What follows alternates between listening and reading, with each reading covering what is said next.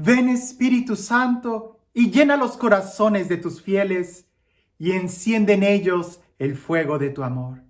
Envía, Señor, tu Espíritu y todo será creado y se renovará la faz de la tierra. De Hechos de los Apóstoles, capítulo 3, versículo 1 en adelante. En cierta ocasión, Pedro y Juan subieron al templo para la oración de la hora nona. Había allí un hombre tullido desde su nacimiento, al que llevaban y ponían todos los días junto a la puerta del templo llamada Hermosa, para que pidiera limosna a los que entraban. El tullido, al ver a Pedro y a Juan que iban a entrar en el templo, les pidió una limosna. Pedro, fijando en él la mirada juntamente con Juan, le dijo: «Míranos». Él se quedó mirándolos fijamente, esperando recibir algo de ellos. Pedro le dijo: «No tengo plata ni oro, pero lo que tengo te lo doy. En el nombre de Jesucristo, el Nazareno, échate a andar». Y tomándole de la mano derecha, lo levantó. Al instante sus pies y tobillos cobraron fuerza, y de un salto se enderezó y se puso a andar. Entró con ellos en el templo, andando, saltando y alabando a Dios. Toda la gente que vio cómo andaba empezó a alabar a Dios. Y al darse cuenta de que era el mismo que pedía limosna sentado junto a la puerta hermosa del templo, se quedaron estupefactos y asombrados por lo que le había sucedido. Este es un texto muy interesante, un milagro que los apóstoles realizan.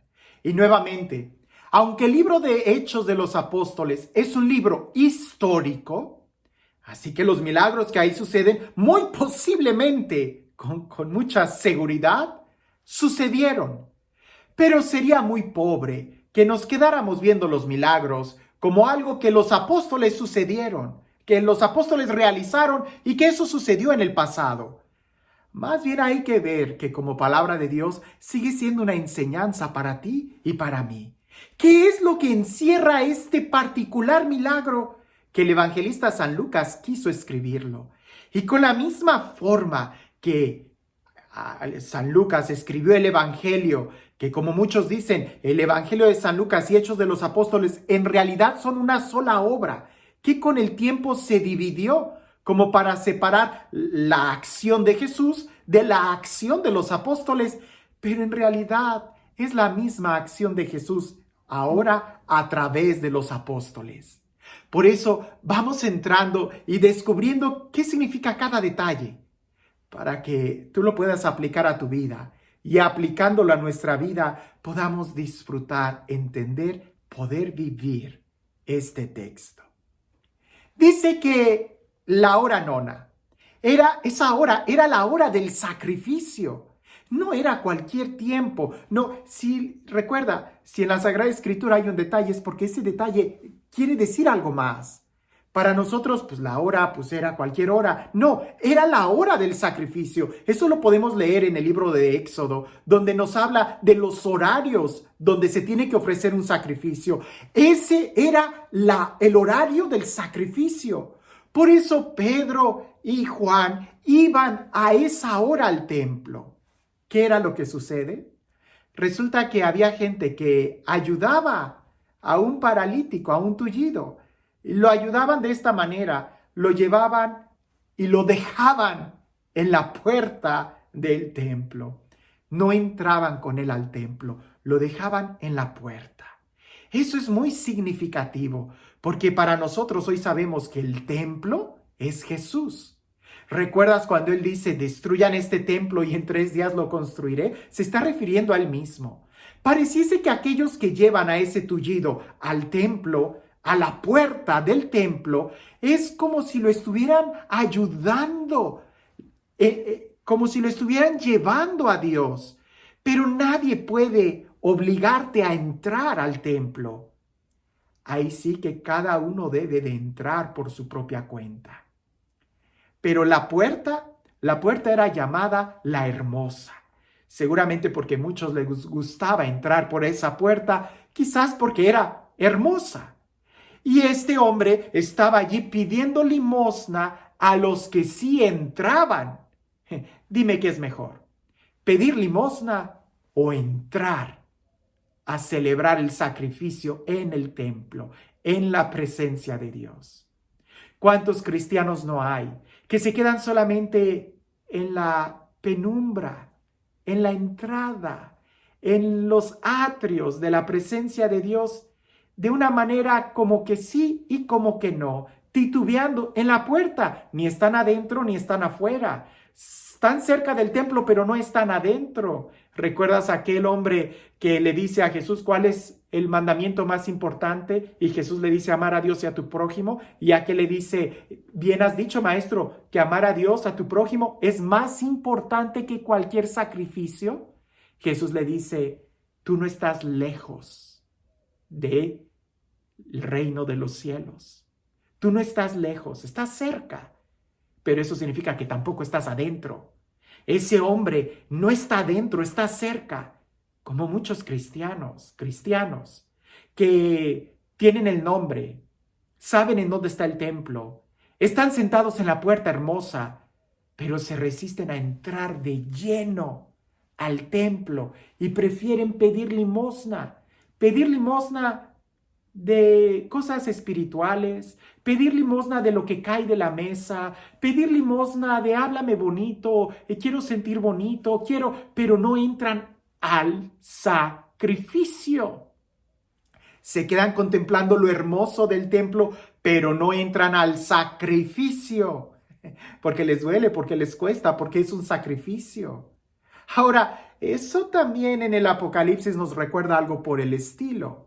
Porque no fuiste ni frío ni caliente, te he vomitado de mis labios. Porque no te definiste. Porque no eres ni un pagano, pero tampoco estás adentro. Sabes la ley, pero no la cumples. Sabes lo que sucede adentro, pero no entras. Sabes que puedes entrar, pero no entras. Entra lo interesante. Aquí sucede lo interesante. Pedro y Juan están entrando al templo y aquel hombre les pide una limosna. Sabemos que hubo gente buena que llevó a este paralítico a la entrada del templo, pero tienen que entrar. Y quizás esa gente que fue y dejó ahí al paralítico, tampoco entraron, porque si hubieran entrado, hubieran sabido cómo guiar a ese paralítico a la presencia de Dios. En cambio, Pedro y Juan, ellos sí que entraban al templo, ellos sí conocían a Jesús, ellos sí sabían el valor del sacrificio. Estamos hablando de que esto sucedió justo después de la crucifixión y resurrección de Jesús. Pedro y Juan ya sabían muy bien el valor del sacrificio. Aquel hombre les pide una limosna. Qué bonito es esto. Los apóstoles no dan limosnas. Los apóstoles te dan todo. Lo ven y le dicen, no tengo oro ni plata, pero lo que tengo te lo doy. Levántate en el nombre de Jesús. Qué impresionante. Si ellos hubieran tenido una moneda, aquel hombre se queda paralítico. Por eso Jesús les dice a los apóstoles, no tengan nada, no tengan 2 sandalias, no tengan un saco de dinero, no tengan nada. ¿Por qué? Porque Dios lo va a hacer todo en nosotros. Lo toman de la mano derecha, lo levantan y él pegando un brinco, sus tobillos cobran fuerza y entonces sí, él entra brincando al templo y alabando a Dios de tal manera que todos los que están ahí se sorprenden y alaban a Dios y se admiran de tal milagro al reconocer que ese hombre era el que pedía limosnas. Ahora el gesto de tocar o levantarlo de la mano derecha. Cuando se toma a alguien de la mano es para guiarlo. Los apóstoles no cargaron al hombre para meterlo al templo, sino que lo guiaron a la entrada del templo. ¿Cuántas veces nosotros no estamos tratando de cargar en nuestros hombros el peso y la responsabilidad de nuestros hermanos, cuando es únicamente Jesús quien carga por nuestras culpas, por nuestros pecados, por nuestras fallas.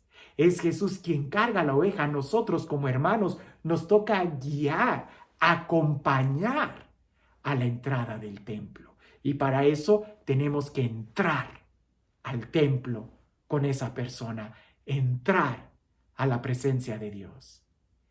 Este texto es muy rico. Por favor, léelo una y otra vez. Trata de memorizarlo. Trata de sacar todos los pequeños detalles y aplicarlos a tu propia vida. Porque muchas veces nosotros podemos estar como los amigos, solamente acercando a las personas al templo, cuando más bien deberíamos de guiarlos a la presencia. Pero para hacer eso, nosotros tenemos que entrar a la presencia de Dios. O quizás nosotros estamos como el paralítico, acostumbrados a estar cerquita del templo y viviendo de las limosnas, viviendo de las emociones, viviendo de lo bello que es esta puerta. Esta puerta es muy hermosa, es muy bonito quedarnos en el atrio sin compromiso, sin responsabilidades. Pero tomando esa actitud es tanto como vivir de las limosnas. Más bien tendremos que entrar al sacrificio. Pero es ahí, adentro del templo, donde se ofrece el sacrificio, donde disfrutas de la presencia de Dios, no afuera, es adentro, es adentro.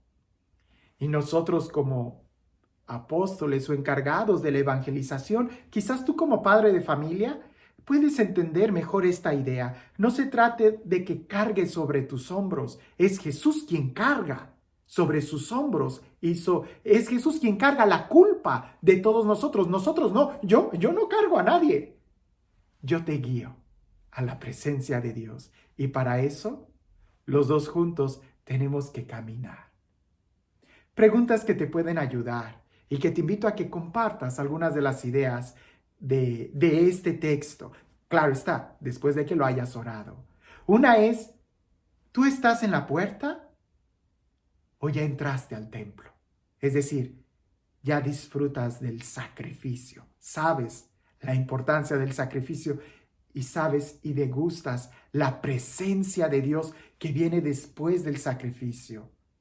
Muchos solamente se contentan con contemplar la puerta. Es muy bello, es muy hermoso, pero no me pidas que me comprometa. No me pidas que entre al sacrificio. ¿Tú ya entraste al templo? ¿Ya entraste a la presencia de Dios o sigues en la periferia? Segundo, los apóstoles le dicen a aquel hombre, míranos.